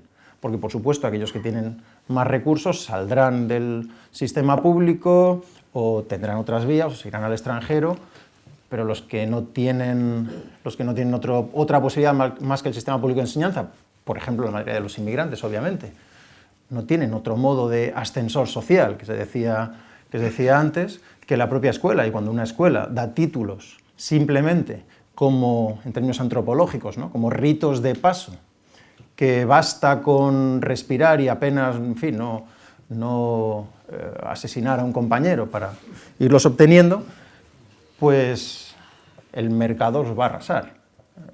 Digamos, en el mercado, cuando ahí sí que se necesitan competencias concretas y la mayoría de ellos estén desprovistas de ellas, pues no van a poder sobrevivir, ¿no? De hecho, lo interesante de este asunto,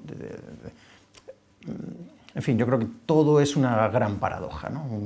O como dicen algunos intelectuales, jóvenes intelectuales, es como cabalgar contradicciones, ¿no? Hay que cabalgar constantemente contradicciones, porque los inventos y la propia jerga de la neopedagogía están importados de Estados Unidos y del mundo anglosajón, la mayoría de ellos. Y esta neopedagogía defendida por las corrientes más presuntamente izquierdistas entregan o permiten la entrega de nuestros jóvenes al más despiadado mercado como consumidores de corto ciclo y de corto recorrido, sin más instrumentos que el teléfono móvil mientras se lo puedan mantener. En ese proceso,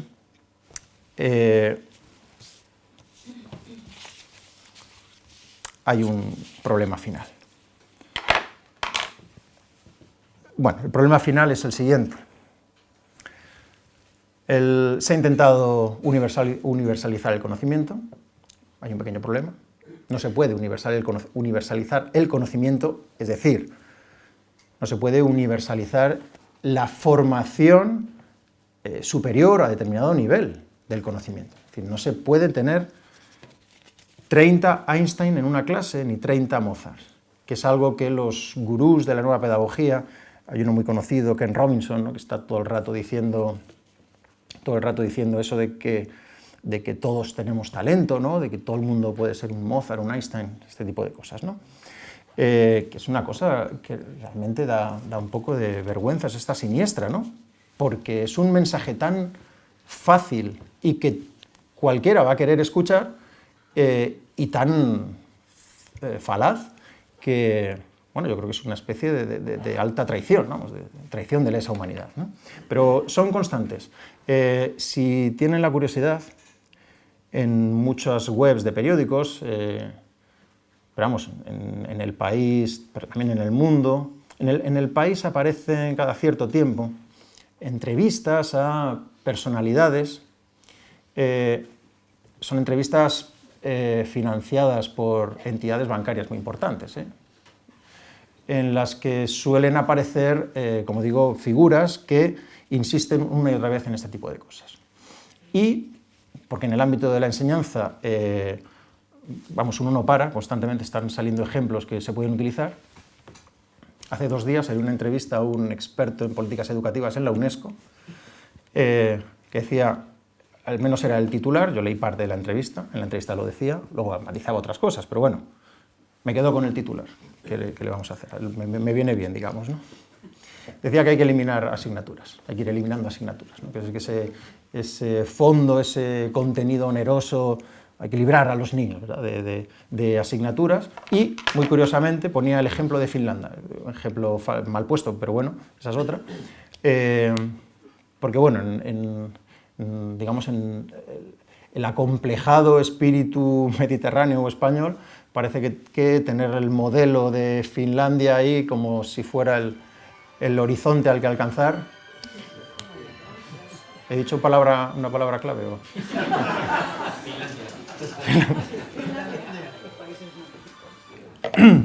Bueno, pues, que como digo, son constantes estas referencias. Entonces, lo que quiero decir es que, y hay que decirlo abiertamente, el conocimiento en determinados niveles de sofisticación y de desarrollo es elitista. Y esto es algo que no puede cubrir, no puede ocultar la presunta escuela inclusiva. Ni los presuntos, ni los mantras, ni los mitemas de la nueva pedagogía. Entonces, la cuestión es cómo se forman esas élites. La filosofía y las ciencias van a estar, obviamente, no hay manera de que se propaguen por toda la población de manera masiva. Tienen que estar en unas élites que son las que, por decirlo así, pues, dirigirán el mundo, si es que esto es posible. Uno que viene que ha leído a Spinoza, pues descree de estas fórmulas, pero en todo caso son los que formarán las élites. La cuestión es cómo se forman esas élites, de dónde salen esas élites. En nuestras sociedades masificadas, digamos que la escuela ha cedido esa formación a otros canales. No es su interés formar a las élites. Y por lo tanto, no tiene ningún interés en que ciudadanos o hijos de ciudadanos extracción social más o menos modesta puedan acceder a esos niveles de conocimiento, a esas élites, ¿no? Para ir terminando, por si hay tiempo para el diálogo, voy a citar al profesor Bueno, porque me parecía obligado, no ya porque estemos en Santo Domingo de la Calzada y porque sea el profesor Gustavo Bueno, sino por el diagnóstico, claro, por la lucidez del diagnóstico. Y que se aplica tanto al caso español, muy en particular, aquí está hablando del caso español, pero que se puede aplicar también, como digo, en general a las derivas en Europa, ¿no? O en el mundo occidental. El texto es un artículo del año 83, bueno, es del número 14 del Basilisco, del julio del 82, febrero del 83. El artículo se llama Reflexiones sobre la función de la filosofía moral en el bachillerato, y casi al final del artículo dice así. Esta también es una manera de desresponsabilizarme de las barbaridades que haya podido yo decir, para que vean que no me atribuyo ninguna originalidad. En la época del franquismo, la moral quedaba inserta en el marco de la teología, como hemos dicho, por parte de los que constituían la estructura del sistema dirigente. Pero por parte de la oposición, por así decir, quedaba subordinada a la política, a la moral revolucionaria de los militantes. Se diría que, disuelto el marco teológico, al menos para una inmensa mayoría de ciudadanos, y disuelta su contrafigura, el marco político de la moral, ¿qué pasa si nos falta Dios y Marx, ¿no? El marco político de la moral, al descargarse los partidos políticos de cuestiones llamadas ahora privadas, personales o metafísicas, en nombre de las libertades democráticas, los ineludibles intereses morales se habrían ido a cobijar en el nuevo marco que comenzaba a armarse en España, a través, sobre todo, del marketing y de la publicidad, el de la psicología humana, el de la psicología como humanismo. Porque no es el individuo psicológico, que es, lo que para muchos constituye insuperable paradoja, lo más abstracto y genérico y no lo más concreto, aquello que puede llevarnos siquiera al centro de los problemas por los cuales ese individuo se interesa, los problemas éticos y morales, que precisamente no se configuran ni en el plano sociológico-político ni en el plano individual-psicológico, sino en el momento en que ambos planos se entrecruzan, en el cual el individuo asume las normas y costumbres sociales como propias o extrañas, para juzgarlas con otros individuos.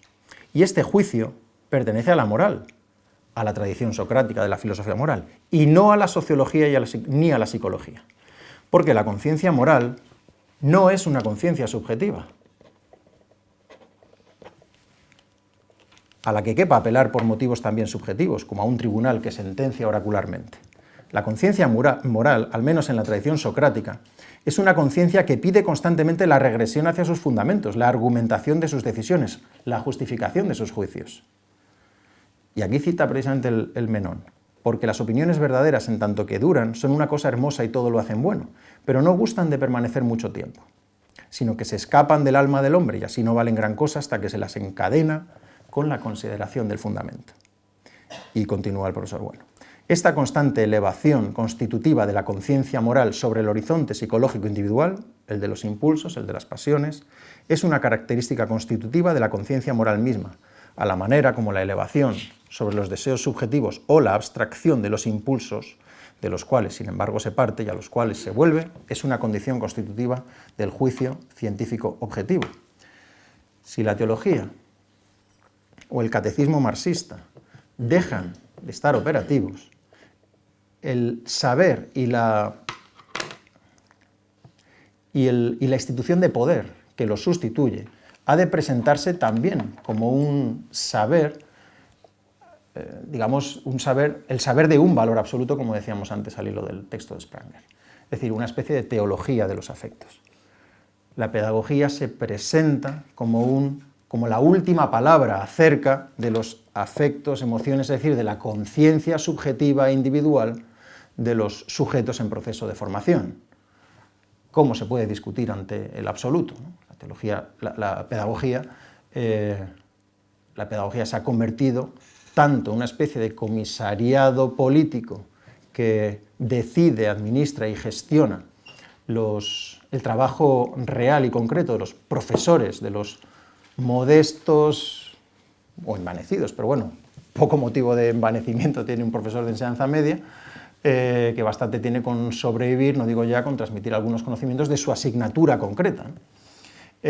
Y, por otra parte, a modo de legitimación retórica, el papel de sacerdocio, ¿no? Es un comisariado político y el sacerdote que santifica o bendice los procesos de enseñanza.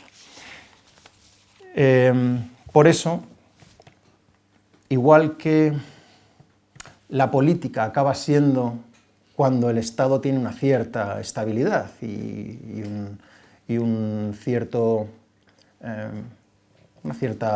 opulencia social y económica, un cierto bienestar, ¿no? Acaba convirtiéndose en algo tedioso, en algo aburrido.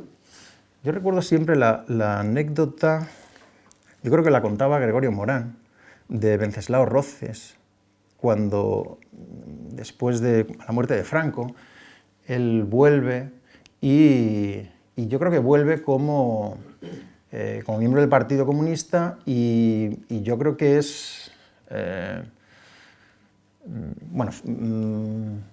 miembro de una de las diputaciones en Asturias, o bueno, un cargo político, digamos, ¿no? Senador. Lo que cuenta Gregorio Morán, si yo no recuerdo mal, cito de memoria porque además es un libro que leí hace ya tiempo, pero siempre recuerdo esa anécdota, me pareció bastante ilustrativa, que después de dedicar unas cuantas sesiones a tener que aprobar presupuestos para la distribución de partidas al trigo o a la pesca, obviamente se aburrió de aquello, y alguien que había estado donde había estado Wenceslao Roces, pues aquello le parecía una cosa completamente trivial. Y bueno, y se marchó. Es decir, a la luz, al hilo, ¿no?, del mito platónico de la caverna, los que salen de la caverna están, dice Platón, obligados a entrar dentro para sacar a más esclavos. Hay algunos que salen de la caverna y por supuesto ya no quieren volver dentro. El trabajo del profesor es sacar a los esclavos que están dentro. La pedagogía, no quiero concretar porque tengo compañeros pedagogos, espero que alguno escuche esto, pero en general la pedagogía como institución tiende más bien a dejar a los esclavos, no digo ya fuera, sino en el interior de la caverna, o sea, que ni siquiera hagan el esfuerzo de la ascensión. Y por eso el concepto, y con esto termino, el concepto que he utilizado, bueno, que está en el título del libro que citaba Miguel Ángel, he utilizado el término populismo, porque cuando la política se hace tediosa, esas mismas generaciones de jóvenes y ciudadanos acunados por un estado del bienestar en el que apenas hay épica o retos generacionales, pues añoran, nostálgicos de una revolución imposible, añoran la épica histórica que se les hurtó. Y es el caldo de cultivo sociológico más fértil para el estallido de los populismos. En el ámbito de la enseñanza pasaría algo parecido. La labor del profesor es rutinaria, es necesariamente tediosa, es necesariamente disciplinada, requiere unas rutinas, unos hábitos, sin los cuales, que forman parte de ese tercer género de materialidad cristalizado en las instituciones, en fin, ese marco de relaciones objetivas sin las que no puede haber conocimiento, ¿no? Bueno, eso no vende, claro. Entonces, la educación convertida en una especie de marketing publicitario necesita grandes lemas, llamativas performances y todo lo que pueda ser publicado, retuiteado y compartido en las redes sociales. Hoy día, el callado, gris, tedioso y a menudo insatisfactorio trabajo del profesor, que se limita nada más y nada menos, pero a veces en condiciones de heroicidad, esa cosa tan extravagante que es enseñar a multiplicar, por ejemplo, como decía Bertrand Russell, pues es lo que nunca saldrá en las luces de neón, lo que tiene que quedar, obviamente, en el trabajo diario del profesor, y lo que no puede dar trabajo a gabinetes de pedagogía que necesitan realidades mucho más estimulantes, pero también mucho más dramáticas, ¿no? Bueno, llegados a este punto, y para evitar posibles sugerencias al respecto, no tengo ni la más remota idea de lo que va a suceder en los sistemas públicos de enseñanza, ni en España ni en nuestro entorno cercano, no tengo ni la más remota idea. Obviamente estamos inmersos en lo que podríamos denominar un cambio de paradigma, o estamos inmersos en un cambio tecnológico de enormes dimensiones que es difícil calcular cuáles serán sus efectos en la escuela pública. Hay un problema, que es la contaminación cada vez mayor de las redes sociales digamos, en las escuelas. Yo creo que el aula debe ser una especie de oasis en el que el niño quede precisamente protegido del mundo al que tiene un acceso inmediato, en fin, nada más salga por la puerta, y eso está en riesgo, obviamente, en nuestros centros. Y como hemos comentado alguna vez, siguiendo el lema que Spinoza recoge de la tradición estoica y de Isabel d'Este, lo que les he planteado aquí, espero que sea ilustrativo, que sea por lo menos que incentive, ¿no?, el intento por investigar y por abrir el melón para estudiar estos temas, pero lo dicho ha sido dicho sin temor ni esperanza. Muchas gracias.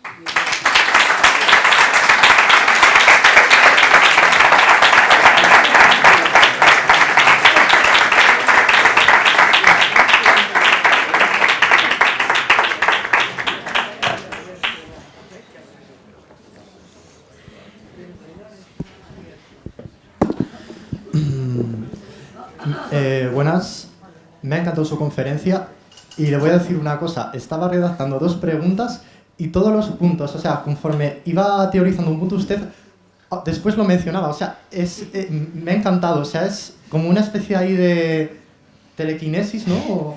No sé, o sea, para que lo vean, aquí hay una lista de, o sea, he resumido todas las preguntas que está formulando.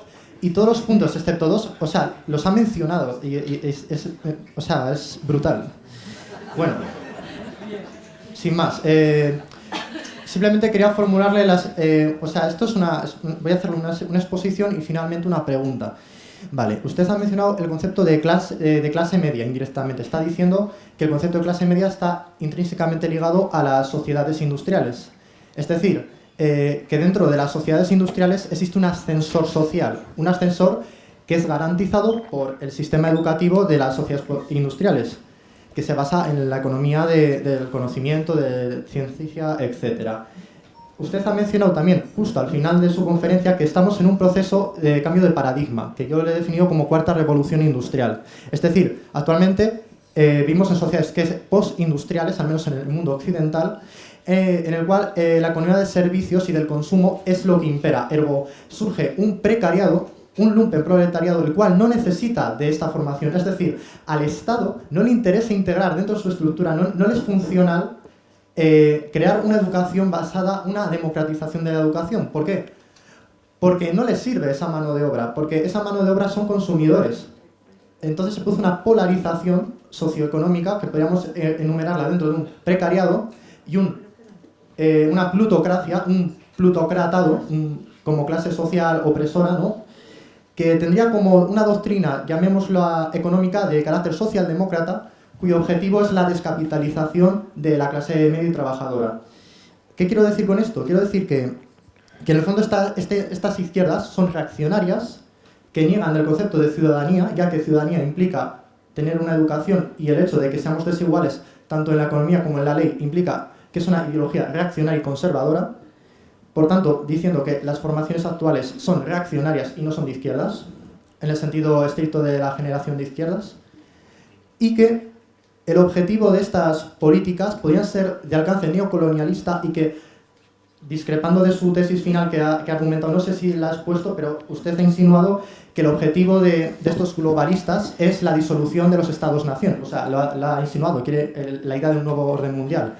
Yo discrepo. Yo creo que hay una dialéctica de estados cuyo objetivo es poner los productos manufacturados, es decir, aquellos productos de alto valor añadido, en las sociedades que han sido descapitalizadas, que han sido desindustrializadas, es decir, por ejemplo, Estados Unidos o Alemania, dentro de la Unión Europea, le viene muy bien que Podemos gobierne, porque Podemos fomentará políticas keynesianas, políticas de demanda agregada, que se basarán en el incentivo del consumo y la destrucción del capital. Por tanto, la izquierda es la derecha. O sea, quiero decir, este tipo de políticas son más lesivas que las que impuso el Reino Unido para evitar la industrialización de las 13 colonias. O sea, es un colonialismo ultra perfeccionado, desde mi punto de vista. Es un neocolonialismo en toda regla, con una dialéctica de clases unida a una dialéctica de estados. Y la pregunta es si comparte este punto de vista. Has dejado poco margen de repliegue. No me atrevería, la verdad. No estoy tan versado como me gustaría en economía global. Pero un matiz que acaso sea de interés. Yo no he dicho, y si lo he dicho, pues me he equivocado, como tantas veces se equivoca uno. Yo he dicho que sea el objetivo la desaparición de los Estados-nación. Yo he dicho que la desaparición o la disolución o la pérdida de soberanía de los Estados-nación es un hecho ya, no es un objetivo. Entonces, el efecto, por muchos motivos que por supuesto se pueden estudiar, el impacto de eso en los sistemas públicos de enseñanza y muy en especial en España es el que trato de describir. No he querido insinuar ni afirmar, por supuesto, que haya un objetivo planificado para la desaparición de los Estados-nación. Es un hecho, y lo que sí parece bastante plausible o bastante claro es que, en general, a determinados intereses del mercado, no hablaré del mercado, que es casi una sustancialización, como la que se puede establecer con el Estado, pero bueno, determinados intereses mercantiles, digámoslo así, les interesan estados débiles, estados pequeños, y por eso, desde el punto de vista de la política española, yo no creo que España como Estado pueda tener ninguna tranquilidad en que las grandes corporaciones macroeconómicas vayan a mover un solo dedo contra o para frenar la fragmentación del Estado español, porque pequeños estados, como pudiera ser una Cataluña independiente, a efectos fiscales y a efectos de flujos de capital, seguramente les interesan. Y lo que sí pongo en cuestión, y yo creo que es un vicio del que hay que deshacerse por higiene conceptual, y a ello contribuyó el profesor Albiach en varios libros, y por supuesto el profesor Bueno. Yo creo que la dicotomía izquierda y derecha tiene que ser desmontada completamente. Definida, por supuesto, no quiere decir que no se puedan utilizar los términos, yo creo que más en un sentido histórico que para reduccionismos de la política actual, porque son muy confusos, pero que no niego su eficacia, obviamente, porque claro, es evidente que ahora mismo en las cuestiones de los pactos y todo eso, al menos en la prensa y lo que llega a una población cada vez más, digamos, en el que el porcentaje de alumnos del ALOX es mayor, pues estas cosas funcionan, sencillamente, claro, y la dicotomía izquierda-derecha pues es bastante operativa, sí. Pero desde el punto de vista conceptual me parece que es tan débil, tan vieja. Pero yo me refiero a que la izquierda vuelva a Sí. el término de ciudadanía universal. Sí, no, en eso estoy de acuerdo. Bueno, José, en primer lugar felicitarte, pues es obligado a hacerlo. Y la pregunta que te quería hacer es muy rápida, ¿no? Es un hilo que ha salido cuando has mencionado a Finlandia y te quería preguntar, pues si a lo mejor no me puedes contestar, ¿no? Si podías ampliar un poco eso, ¿no? Porque generalmente en España siempre miramos a los sistemas educativos del norte de Europa como si fueran con una gran admiración, ¿no? Incluso hace poco recuerdo que salió una noticia de que Portugal había copiado el sistema educativo de Finlandia con notable éxito, ¿no? Entonces, si tú sabías algo de eso, o si esto más bien es, como has venido a decir, un espejismo, ¿no? Aunque luego no has podido ahí ampliarlo. Hay mucho de espejismo, pero, bueno, en primer lugar, Lo que yo propongo en función de este intento de fundamentación teórica y filosófica de la enseñanza, y que permita bueno, hacer un recorrido crítico por la historia de la educación, y en este caso el que estamos tratando hoy, de su realidad actual en conexión con el estado del bienestar, digo que lo que yo propongo es que desde una fundamentación filosófica se den orientaciones para la administración, la gestión o la configuración concreta de sistemas educativos históricos reales. Quiere esto decir, por lo tanto, que no hay un fundamentalismo, en el sentido de que no toda fórmula va a valer para distintas realidades sociales, culturales, geográficas, climatológicas, etc. Esto en primer lugar. Entonces habrá que estudiar la historia, la realidad concreta y material de cada sociedad para ver el sistema educativo que, en cuestiones tan importantes, pero tan de detalle, como puede ser, pues eso, horarios, por ejemplo. El caso de Finlandia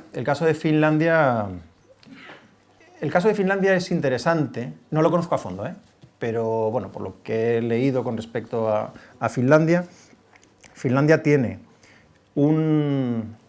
desde los años 50, en relativamente poco tiempo, empieza a escalar posiciones en todos los informes de PISA en cuanto a los resultados de sus alumnos. Pasa también con Corea del Sur. Una de las hipótesis que yo manejo, y también repito por lo que he leído, es porque son países con una realidad demográfica muy concreta y que no tienen los problemas demográficos que tienen otros países. Bueno, eso les permite y la aplicación de métodos más que podríamos tachar de tradicionales. Y eso les permite un crecimiento en todos los baremos internacionales en su calidad educativa. Según parece, también a Finlandia llegó la moda neopedagógica. Y hay un informe de un estudioso del tema, Gabriel Heller, Salgren, que hace un estudio de la deriva de la enseñanza en Finlandia y está denunciando ya precisamente este hecho, que la educación en Finlandia se está viendo también permeabilizada, está siendo contaminada también por algunos de estos dogmas y que su calidad se está viendo afectada. Hay otro caso que lo conozco indirectamente, pero bueno, que me ha dado noticias de él, es de fiar, es Inger Emkis, que es una profesora sueca, ella es profesora de español y viene a menudo a España y ha escrito bastantes libros sobre educación, y ella es una estudiosa exhaustiva de todos los sistemas educativos mundiales, pero que, por supuesto, el caso nórdico en general y el sueco en especial lo conoce a fondo, y ella lleva tiempo, ya décadas, denunciando la deriva de estos sistemas educativos en los que las comprehensive school, que venían del modelo británico, se fueron introduciendo y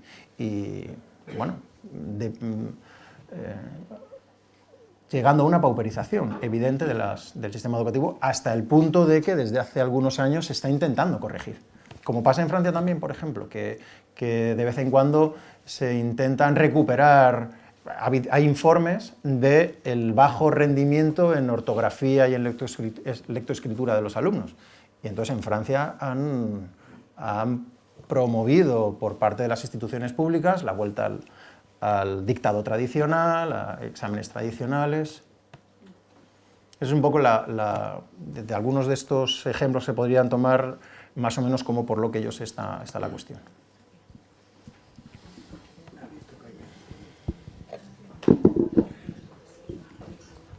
Bueno, pues yo no quería salir de esta sala sin felicitarte por esta elegante exposición que nos has brindado, pues cargada de referencias muy valiosas. Claro, empezar con Platón y terminar con Platón, ¿verdad? Y después todo lo que has dicho en medio, empezar con el político y terminar con la república. Y yo me voy a centrar, porque entre los materiales que has puesto sobre la mesa, pues hay un texto de don Gustavo. La función de la filosofía moral en el bachillerato. Te has referido al texto en su formato del Basilisco, pero este texto apareció antes en la revista de bachillerato y él lo hacía precisamente con la intención de aleccionarnos a los profesores de bachillerato, porque, digamos, desechábamos la enseñanza de la moral. Y entonces aquí, claro, como has citado la República y has dicho, pues, qué es lo que pasa con estos educadores o estas gentes que, pues, que no quieren que la gente salga de la caverna, ¿verdad? Esto es muy... Y has usado un término que lo voy a incorporar, ¿verdad? La doxolatría, ¿verdad? La razón es la doxolatría, que es, pues, este predominio por no querer remontar, por dejar a la gente, pues eso, empezando por los propios profesores, que se nutrieron de unas podríamos decir, unas eicasias, ¿no? Pues unas opiniones, unas conjeturas que se fundaban en el hecho de que impartir la disciplina de moral que se había impuesto, la asignatura de ética en aquel momento, y nadie la quería impartir, porque esa conjetura que corría por ahí y que de alguna manera funcionó en muchos de los profesores que yo conocí, es que aquella función que nos encomendaba en aquel momento era, pues estábamos todavía en el BUC, por tanto todavía no estaba la LOSE funcionando, ¿verdad? Pues que nos convertían algo así como en predicadores. Y entonces ahí, ¿qué es lo que funcionaba? Pues una opinión completamente equivocada, porque pues eso, la función de los predicadores, pues igual nos tenía que tocar a nosotros, pero nosotros muy bien la podíamos haber transformado. Y él da precisamente unos puntos que no fueron acogidos por todo el mundo, y es la enseñanza de la moral, y como ha circulado tu discurso sobre este asunto, se funda, pues, en dos motivos, son dos objetivos, ¿verdad? Que son, por un lado, los objetivos genéricos, es decir, que todo profesor de ética moral, pues, tiene que conocer los sistemas del pasado, empezando por el socrático, pero llegando, pues, naturalmente al resto de los sistemas, ¿verdad? De filosofía moral, igual que se enseña filosofía de la ciencia o filosofía de la religión. Pero luego había unos motivos absolutamente específicos, y es que el profesor tiene que ayudar a la formación del juicio moral en los adolescentes, y a eso renunciamos. Es decir, que hubo una especie de repulsa absoluta, porque nos creíamos que eso nos convertía en predicadores, ¿verdad? Y además él decía, en las clases de moral, pues no hay que exponer o reexponer el sistema moral o la ética de Aristóteles o de Spinoza, etcétera, sino que había que coger los problemas reales que estaban existiendo, de tipo jurídico, de tipo bioético, de tipo político, y entonces saberlos canalizar, por supuesto, echando mano del pasado, pero no haciendo clases magistrales sobre la ética de Spinoza, ¿verdad? Y eso, pues, de alguna manera, pues, que yo creo que explica un poco el estado de la cuestión de estas disciplinas, ¿no? Pero que hay que atribuirlo también, pues, al hecho de que pues en aquellas generaciones teníamos unos prejuicios tremendos sobre el asunto, y entonces la doxolatría se impuso, y bueno, pues no hubo reacción, y para el caso español yo no voy a analizar ahora el francés o el finlandés.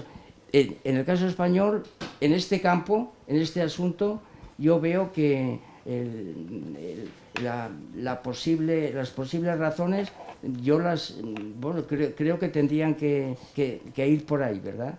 Y entonces, pues, te lo planteo, te lo sugiero, porque acaso queramos nosotros quitarnos nuestra parte de culpa, pues haciendo responsables, qué sé yo, a los gestores, a los administradores o a los o a los políticos, cuando realmente pues nosotros también hemos tenido una parte de... Nada, era esto lo que quería, a propósito de la referencia a este texto de don Gustavo. Pues la responsabilidad que los profesores tengamos es ineludible también. Lo que pasa es que también diría que es posible que en muchos casos sí que se haya dado una cierta resistencia efectiva en los profesores y que eso haya ayudado a muchos jóvenes. Quiero decir que profesores que, a pesar de las presiones que vienen por muchas partes, pues consigue y se esfuerza por mantener un cierto rigor en la clase, en sus calificaciones, etc. Bueno, eso hace, a la larga puede hacer mucho bien a un número muy reducido de jóvenes, pero, en fin, una vida ya es valiosa en sí misma, ¿no? Y la formación de un individuo ya es valiosa en sí misma, y son quizá pequeñas resistencias a la degradación del sistema, pero que han podido operar, al mismo tiempo que, por otro lado, por supuesto, muchos profesores hayamos sido responsables por inercia o dejadez, o hayamos contribuido, por lo tanto, en cierto modo, a la degradación del sistema. Hay una cosa que sí que, en cierto modo, lo he mencionado antes, pero que yo creo que es muy importante, y es que en la escuela actual los valores están disueltos en las asignaturas. Es decir, en otros modelos de escuela, lo valorativo, digamos, lo doctrinal, aun estando presente, estaba bastante diferenciado, o podía estar diferenciado, de la instrucción.